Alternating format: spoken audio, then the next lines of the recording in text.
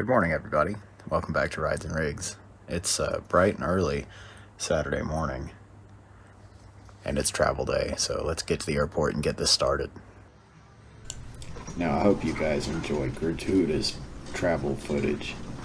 I'm a little bit of an aviation nerd, so I took a lot of video of this. If you don't want to see it, go ahead and skip to about 5 minutes in, and you'll see the destination.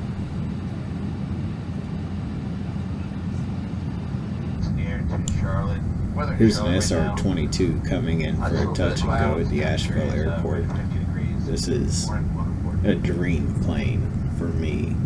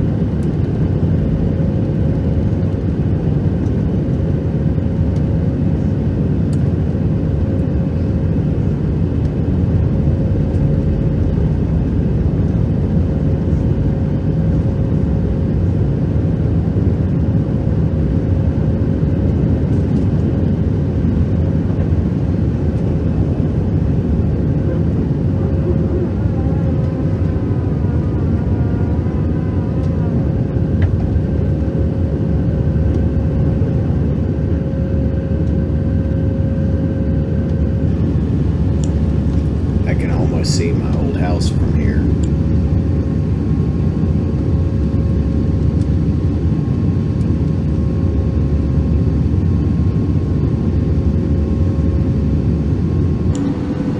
My aviation fascination is showing here as I try to spot airports on the way to Charlotte, and found this little drag race on the way.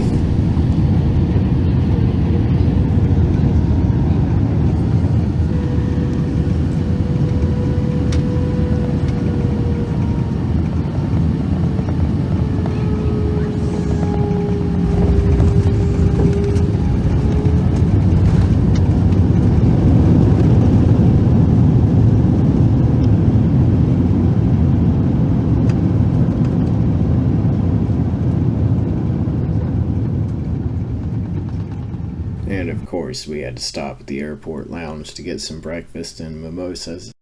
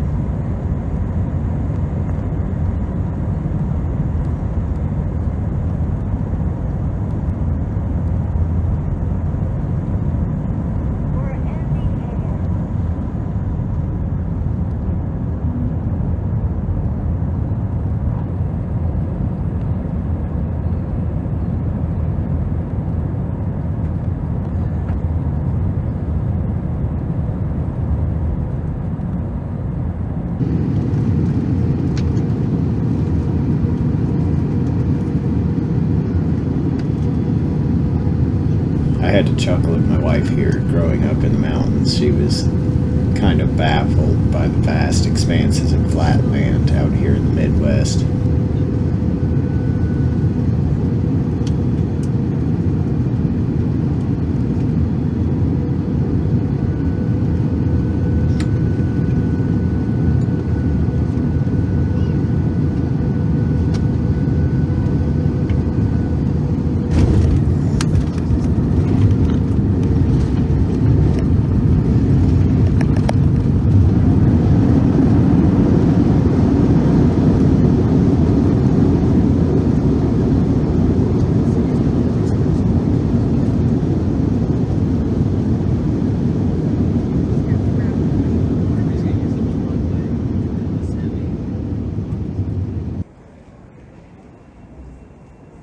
And you can probably take a pretty good guess about where we just landed.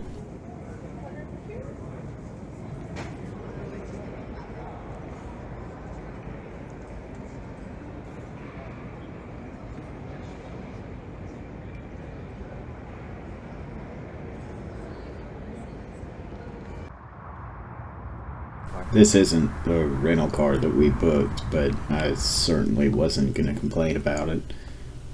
2023 Escalade seems to be pretty decked out here. I do have to say that I wasn't exactly impressed with the cleanliness from Alamo or National, whoever this thing came from.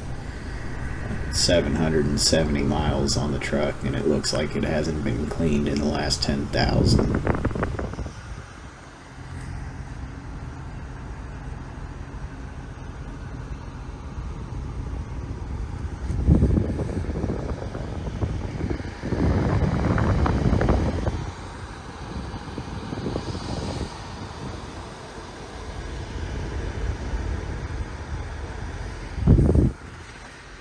I haven't messed with anything this new, but I was pretty excited about the heads-up display.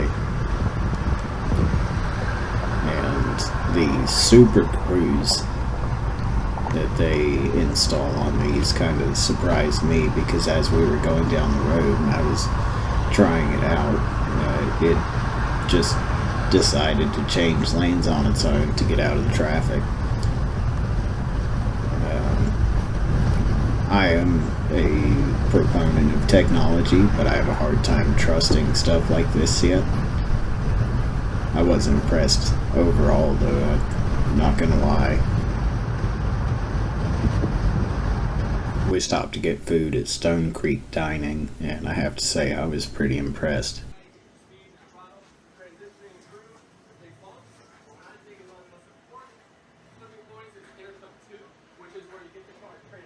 When we finally made it to the hotel room Saturday night, of course had Formula Drift going on both TVs because it is FD weekend, and I'm not going to miss that. Good morning, race fans. Welcome back to Rides and Rigs. We're here in Indianapolis for the Indy 500. Here's the group High Octane putting on an incredible drumline performance here at the entrance to the Indianapolis Motor Speedway. I hope you guys enjoyed as much as I did.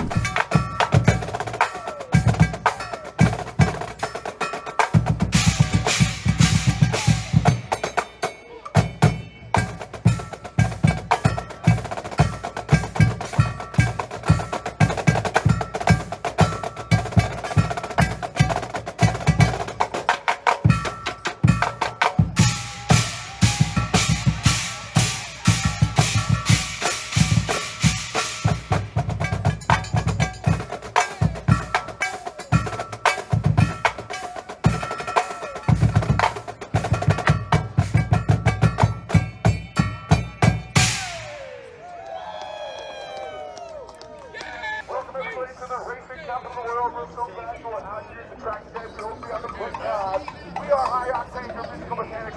We're going to play a little bit more for you. Just a little more.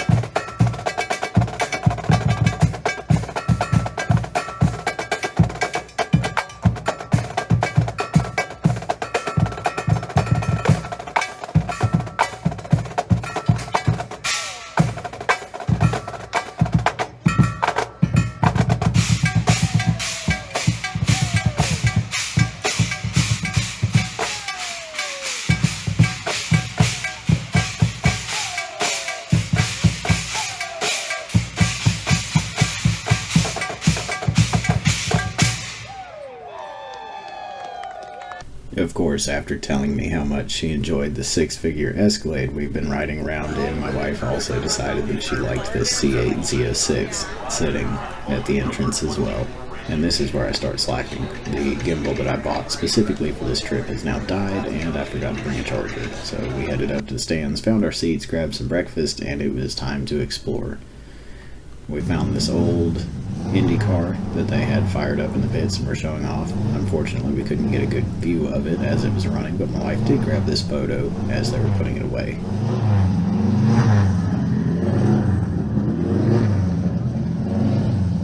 Up in 4!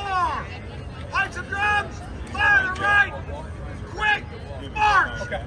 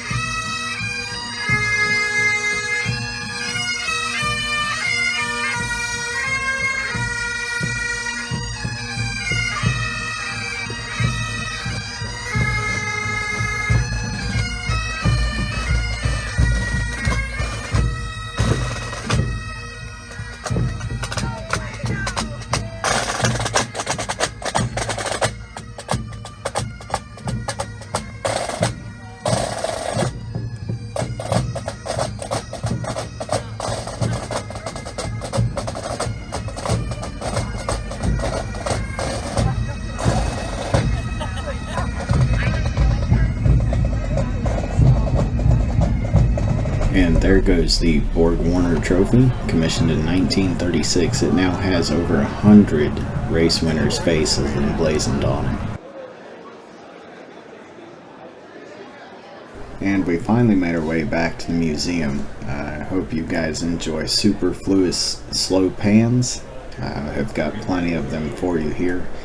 First, a handful of the trophies that they've got displayed in the cases here, and we'll follow that with some of the race-winning cars that have been displayed in the museum, and I've tried to get them in chronological order as best I can.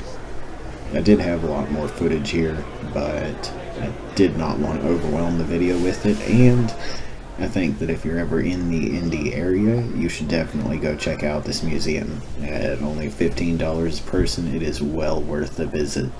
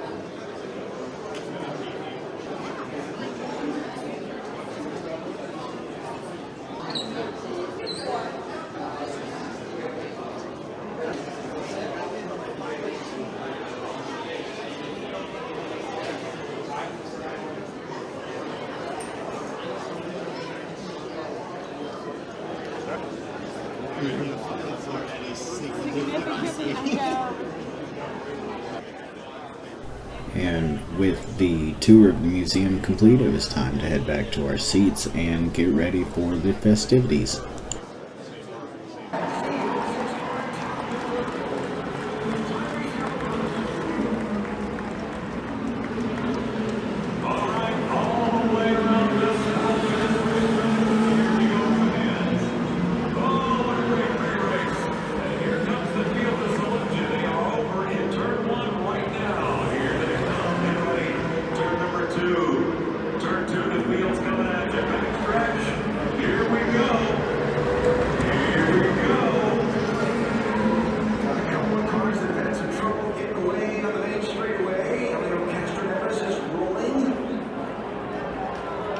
looks like we got Graham Rahal. Fire in this 24 machine. 500 miles. Field is over at turn number 3. Here they are creeping through 3, waiting for official instructions. Here we go. Eyes on turn number 4. Here is the pole leader. Eyes on the starter. And the green flag waves. The Indianapolis 500 is on. Alex Palou with the lead.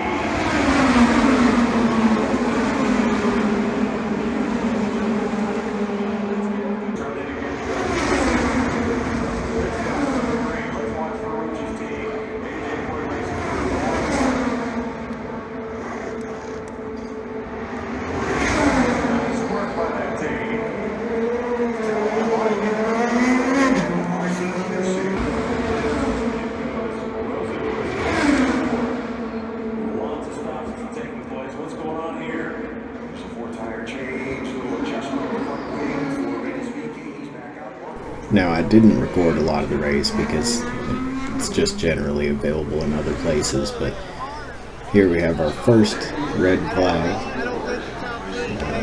coming down in the last little bit of the race here. We get the restart after this lap here.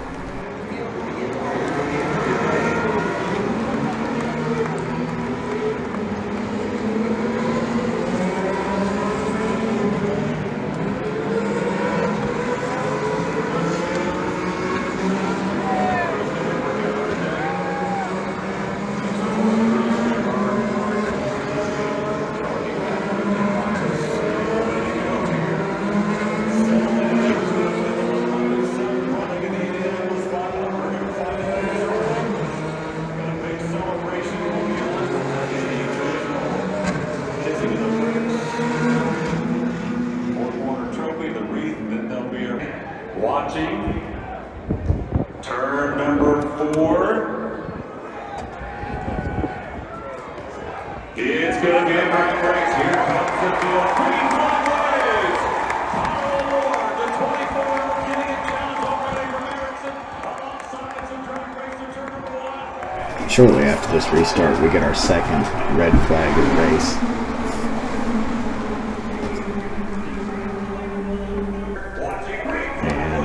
Restart here, we get our third red flag as Carpenter and Peterson get tangled up in the front straight.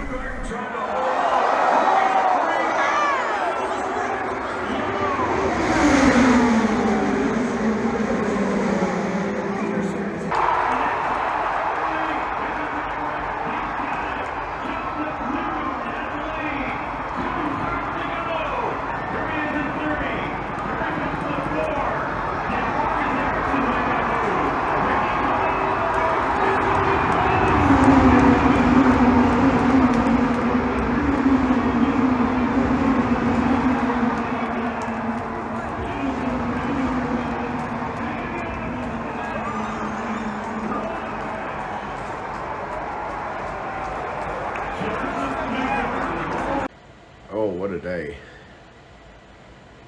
You guys will have to bear with me. I've got a little something. We both ended up with it here in Indiana. I don't know if it's the humidity going from nearly 100% back in Tennessee to 20% here in Indiana, but something has affected all of this, and it's made us pretty miserable. But what a day. We're back at the hotel now. I was going to film an outro at the racetrack, but getting out of the speedway was just a mad dash.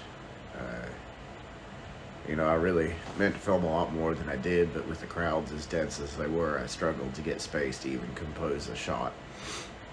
You may have noticed I didn't really film the end of the race like I had intended, but after 3 red flags in the last little bit of the race and knowing the checkers were coming right off caution, I just didn't see the point. We also decided to take the head start on getting out of the racetrack. We have typically always been fans who will watch the ceremonies and all and then wait out the crowd and traffic, but with 300,000 in attendance, I thought our best bet might be taking off after the last wreck. I have to say, it seemed to work out in our favor. We were the third car out of Lot 1B, and it still took us probably 30 minutes to get through the interstate. All in all, I think we had a great day touring the facilities, the museum, and of course watching the race.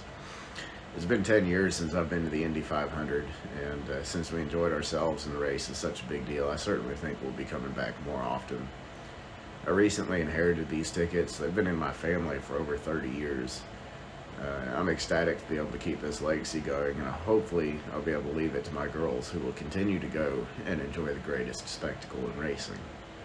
Wow, sorry you guys had to listen to that, but we finished up the day by visiting some family and got a good night's rest there. I started the next day, Monday morning, with a little bit of range time at Topgolf.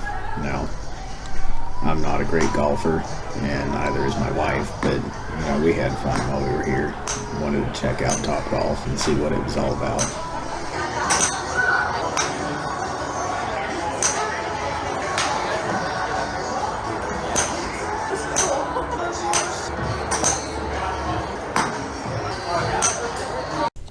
We had a little time to kill on our way out here, so we stopped by IKEA. My wife had never been there before, so we stopped in, grabbed some Swedish meatballs, and checked out the cheap furniture. Then it was time to go. Jumped on the plane in Indy and started making our way back. My wife grabbed a couple of pictures out the window here. I didn't really have much left to show you at this point, so if you guys enjoyed, please leave a like and a subscription. And if you're so inclined, go ahead and leave a comment. We'll see you guys in the next one. Thanks.